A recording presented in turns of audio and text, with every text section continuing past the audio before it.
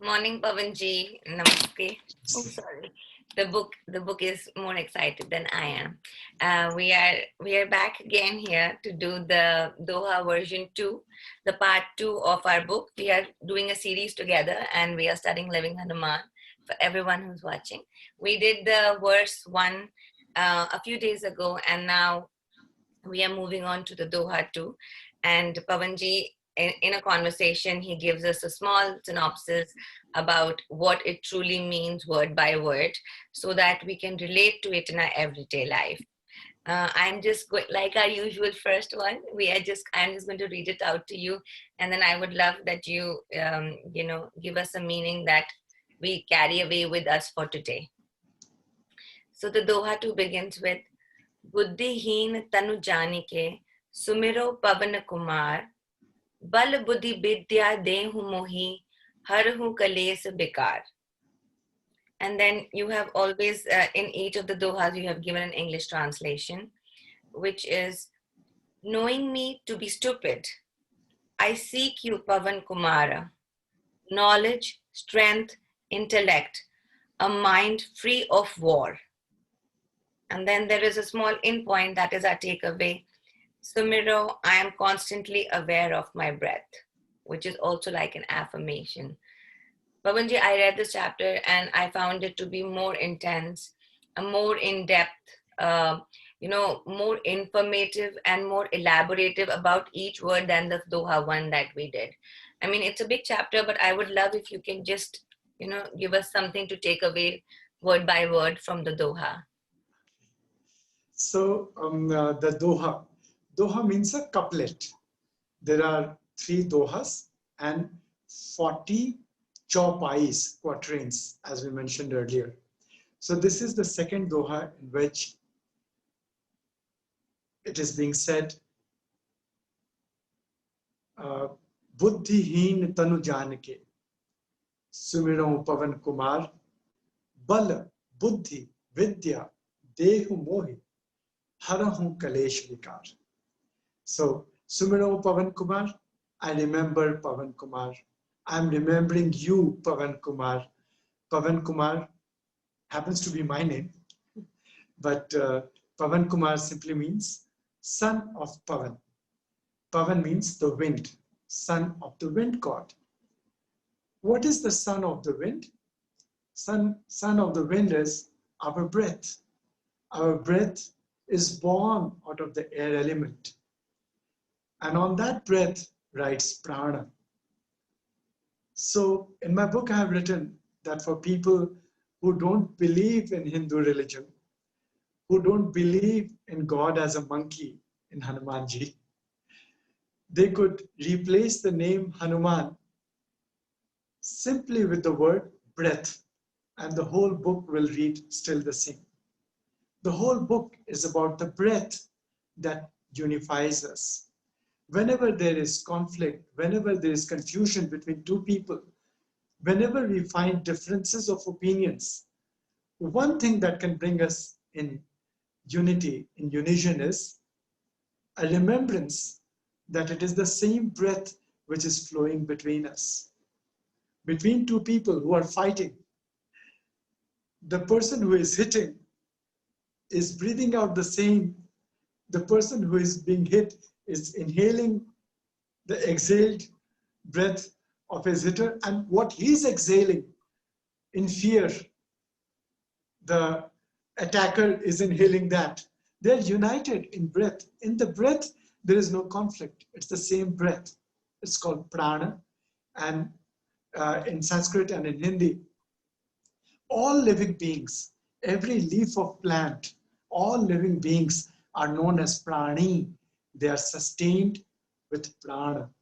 So here in this verse, Sumiro Pavan Kumar, I remember you, O prana, O Pavan Kumar, O son of Pavan, O breath. How do I remember you? Because my mind has stopped working. Buddhihin tanu janke. Says the one who is worshipping, he's saying, I am so of dumb intellect, buddhihin. I'm so dumb that I understood myself to be tanu. Tanu means the body. I understood, understanding myself to be Tanu, I landed into all kinds of complications of understanding the whole world. I began understanding the world in terms of unreal entities, in terms of just material construct. And that was and I could not resolve anything out of that. I remember Niels Bohr saying that in my search for life, I have ended up with atoms and electrons and protons, which are lifeless. I think I need to retrace my search again. So if we understand ourselves as Tanu, we cannot explain life as such. Tanu also means small. So here, the one who is worshipping is saying, I've understood myself to be limited, to be small, to be only this body, and I've landed up with huge conflicts and confusions. I hence remember you, the unifying spirit of the breath. I reconnect with you, O Pavana-Kumara, O Hanumanji. Please give me bala, buddhi, vidya. Bala, strength. Buddhi, intellect, purified intellect. Vidya, knowledge. And take away, in exchange, take away my conflicts, confusions, suffering. Harahum klesha vikara. Klesh means suffering. Vikar means impurities. Harahum, take away, take it off. Sri Murari Bapu is a great sage of modern times, and he says very well that in India, most of us would remember that there used to be these sellers of utensils who would come door to door. You would give them your old clothes and take new utensils in exchange for that. Here, exactly in the same manner, we are offering our stains, our sufferings, our confusions, conflicts to Hanumanji, exhaling them out, giving it away, and in turn, welcoming, being open to receive strength, physical strength, mental clarity, intellect, bala, buddhi, and vidya. Knowledge, not in the sense of information, but knowledge in the sense of knowing the true reality, knowing the truth, knowing the authentic existence of any entity, any person, any living being. So this is the simple meaning of this verse. I see that, the klesh part, you have given a beautiful reference to Yoga Sutras in this, where you have mentioned the five kleshas that Sage Patanjali has described in the book. And then there is the 5-point guideline that you have offered as the process for mental purification. In that, that in that there is dhyana, Ishwar Pranidhana, the satsang, asana. Like, these are the points that I felt completely in sync with. We all want mental purification, but when it comes to the process to understand how to actually get to that, we want to clarify our mind. I want my mind to be empty, but how to do that? You have given it in association with the Yoga Sutras, which makes it very easy for a reader to apply it in activity. And then, like the previous one, you have you have given an Ayurvedic reference. In this one, it's the bala, the resin, and it talks about how in the Western world or in other languages it is called the lobana or the mir, which I burn in my house, as an incense. But I did not know. I burnt it because it's just nice to smell. But it said that from the past that it strengthens the immune system. And then following that, there is in this one you have specially given a Navratan mantra, which I loved your association from the Doha 2 to receive the Navratan mantra as an interpretation. Um, and there is a yoga, there is the Jnana Mudra, in which you speak about the yoga association of receiving knowledge, is the Jnana Mudra there.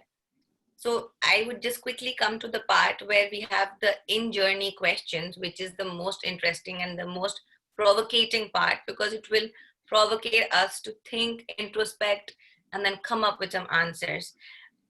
Each question, I found each question to be more intense and more provoking for me to sit with myself.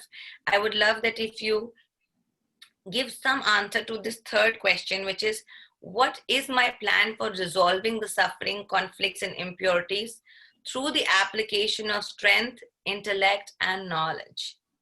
So, what is my plan for resolving the sufferings?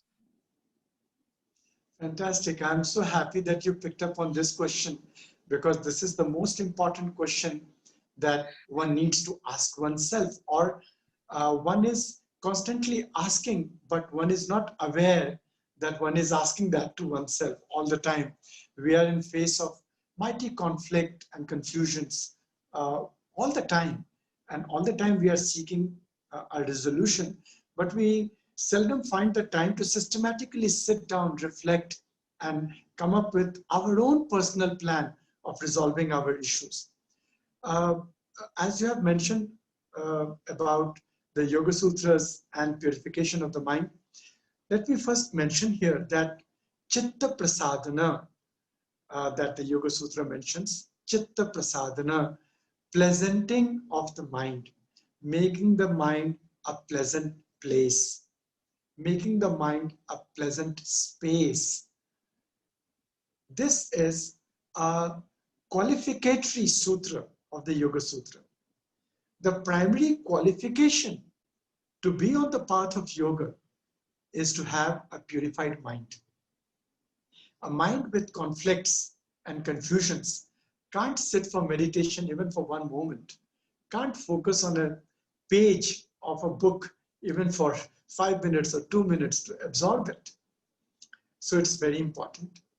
And here the question is addressed to ourselves as to, within our own given understanding, can I, or my own given understanding, can I list down my areas of conflict, my areas of confusions, and within my current understanding, intellect, information, strength, can I do something to resolve at least some part of these conflicts? Here I'm inviting the readers to connect with their intellect at a purified level. The intellect, that faculty of the mind, the discriminative faculty of the mind, which is in contact with the senses and gathers information from the outside world through the sense organs and then makes choices. That aspect of the mind is known as intellect. The same aspect of the mind, on the other end, is in contact with our conscience. That aspect of mind is known as intuition. Sometimes in matters of conflicts and confusions, we need to quietly tune in to our intuition to guide us to a possible solution of that conflict. Same with strength. Strength, not only physical strength, but of mental strength. It takes a lot of strength to stand up and say sorry, no, sorry, bow down and say sorry. And it takes a greater strength to say sorry, even if you are not wrong, just to make your loved one feel happy, just to restore peace at home. And then allow the space of reflection when that person will come to a realization that that person was at wrong. So seeking forgiveness, asking for forgiveness, forgiving your own self for certain things that you have done, it takes a lot of strength. And also vidya, knowledge. We are faced with a lot of health issues, health problems, and other kinds of problems in our modern society. But there is enough amount of research floating around us. Information, knowledge is available. So everybody knows that sugar, white sugar is bad for health. Now use that knowledge, apply your intellect, apply your strength to stop having white sugar and prevent some conflicts and confusions in your body. Everybody knows that wheat has gluten and it can cause you trouble. Or milk has pesticides and hormones and penicillin and antibiotics and hormones and all of that sitting inside it. Can we totally drop these items from our food? Do we have the mental strength to do that? We need mental strength, physical strength, emotional strength, bala, buddhi, intellect, vidya, knowledge, information to resolve our current conflicts that we are facing. And we already have all of it. So I'm being a bit repetitive here. No. It's not about being repetitive. It's about kind of, seeing it from different angles because every person has a different absorption level, and also they would have, sometimes you say something which is so passing, but it could mean so much to someone else. So you have also given this, I will quickly, we will make it really quick, where you have associated the very common English saying with each word, where you say bal, the strength to make necessary changes in my life. So you begin with, Lord, give me the bal, which is strength to make the necessary changes in my life. The buddhi, serenity of intellect to accept those things which I cannot change. And vidya, knowledge or wisdom to know the difference between the two. That last line is the line that we need to constantly remind ourselves, to know the difference between when to stop and when to pursue, and when to have dharya and when to let go. That's the knowledge of wisdom in that moment. And you close this with a meditation, which I think we will make a separate videos on each meditation, because we would love to have that in your voice. But it says Shivoham Shivoham, I am Shiva, Shivoham Shivoham. And there is the my action point, which is what is the takeaway from the whole chapter, is to gain strength, clarity, and knowledge, leading to a pleasant mind. And I love the way you said during the video that how to make our mind a pleasant place. I don't think that we ask such type of question often to ourselves, or even if it's in our list of to do, in a day, or even towards the end of the day, how to make our mind a pleasant place. I think that is a thought we all should take away from here. What actions, what in my life can I do to make our mind a pleasant place? I am truly grateful for the insights that you share with us. Very honestly, the questions that you leave us with are the questions that we reflect upon. And then when you mull over it in your quiet time, it comes to you. What can I do? So thank you so much again. And we will meet for the next verse very soon. And if anyone has any questions, please leave it to us on the email, or you can always message Pawanji if you have his number, but he will also add his number towards the end of the video. Thank you so much, Pawanji. Namaste.